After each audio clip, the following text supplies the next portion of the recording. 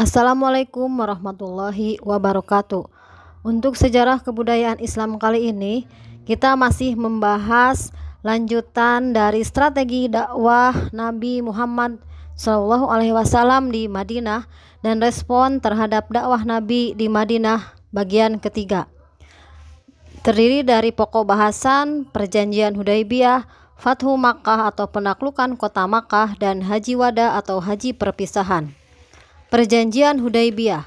Pada tahun 6 Hijriah atau 628 Masehi, Nabi mengajak para sahabat untuk melaksanakan ibadah haji ke Makkah.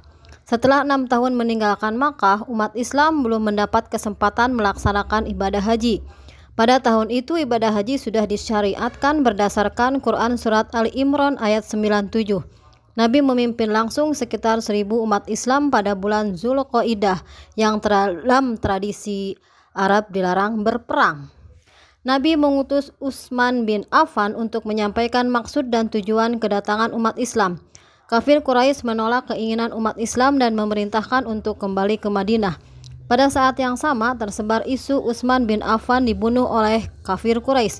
Mendengar berita tersebut, Nabi memerintahkan umat Islam untuk melakukan baiat kepada Nabi bahwa mereka bertekad berjuang demi kejayaan Islam hingga tetes darah terakhir. Baiat tersebut dikenal dengan Baiat Al-Ridwan. Setelah umat Islam bersumpah, Utsman bin Affan kembali dari Makkah dengan selamat. Seperti firman Allah, Quran Surat Al-Fath ayat 18. Kafir Quraisy merasa khawatir akan tekad umat Islam untuk memasuki kota Makkah tahun ini. Mereka mengutus Suhail bin Amr, Mikraj bin Al-Hafs, dan Khawati bin Abdul Azza untuk menyusun naskah perjanjian bersama Nabi Muhammad. Perjanjian tersebut dikenal dengan Perjanjian Hudaibiyah. Adapun isi Perjanjian Hudaibiyah antara lain: 1. Kedua belah pihak sepakat mengadakan gencatan senjata selama 10 tahun. Kedua, setiap orang diberi kebebasan bergabung dan mengadakan perjanjian dengan Muhammad atau kaum Quraisy. Setiap orang Quraisy yang menyeberang kepada Muhammad tanpa seizin walinya harus dikembalikan, sedangkan jika pengikut Muhammad bergabung dengan Quraisy tidak dikembalikan.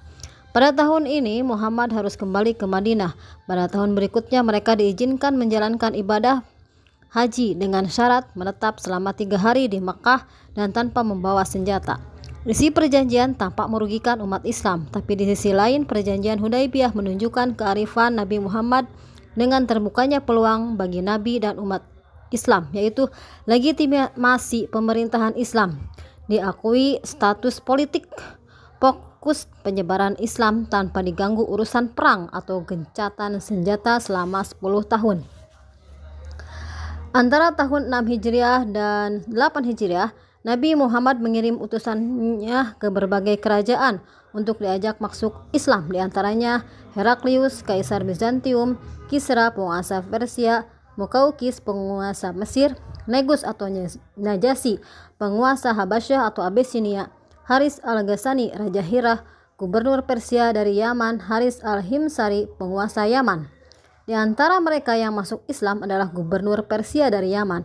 Mukaukis menolak secara halus dengan mengirim hadiah ribuan emas, 20 potong jubah, mahkota, hamba sahaya Kristen Koptik, Maria, dan Sirin yang dikawal seorang kasim tua. Penolak paling besar dari Haris al-Ghassani, Raja Hirah yang membunuh utusan Nabi.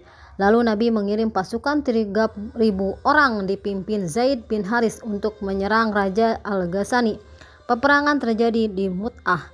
Pasukan Islam mendapat kesulitan karena pasukan Romawi membantu pasukan al-Ghassani. Akhirnya Khalid bin Walid mengambil alih komando dan menarik pasukan kembali ke Madinah. Kemampuan menarik mundur pasukan Islam membuat kagum masyarakat sekitar. Banyak kabilah Najd, kabilah Sulaim, Ash'a, Gutafan, Zubyan, dan Fazara yang masuk Islam. Kearifan Nabi Muhammad dalam perjanjian menarik simpatik para pembesar Quraisy.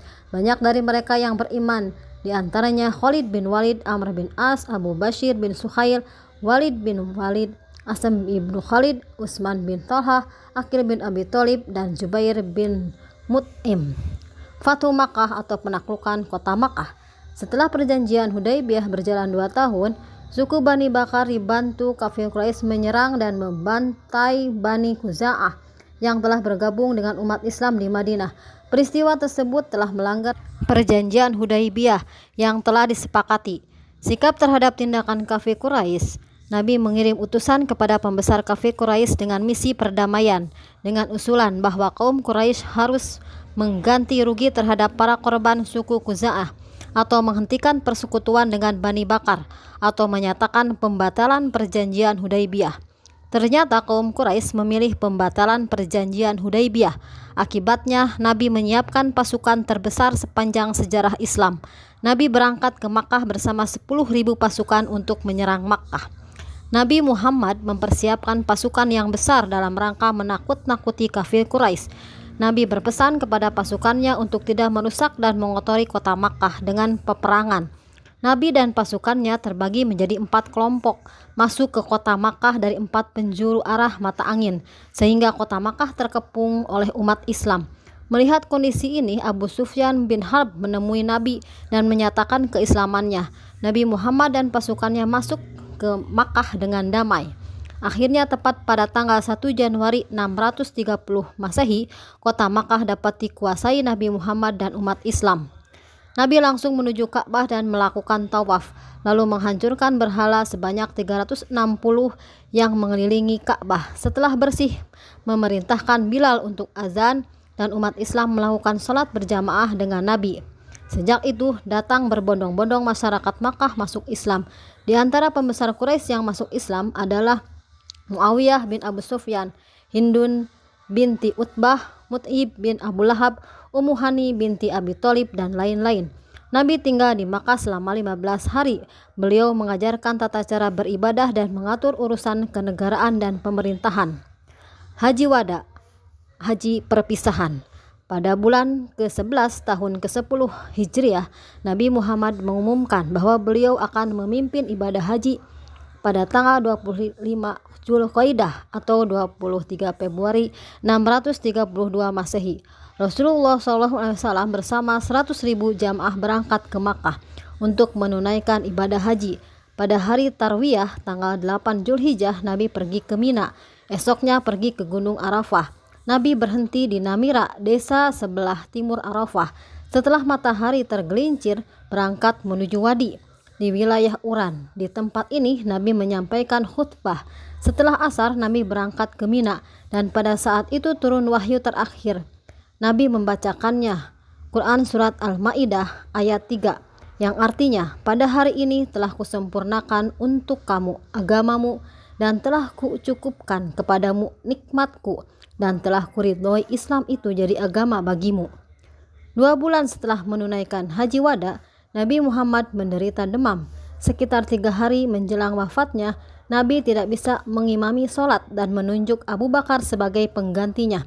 Pada hari Senin 12 Rabiul Awal 11 Hijriah atau 8 Juni 632 Masehi, Nabi Muhammad SAW wafat di rumah istrinya Aisyah.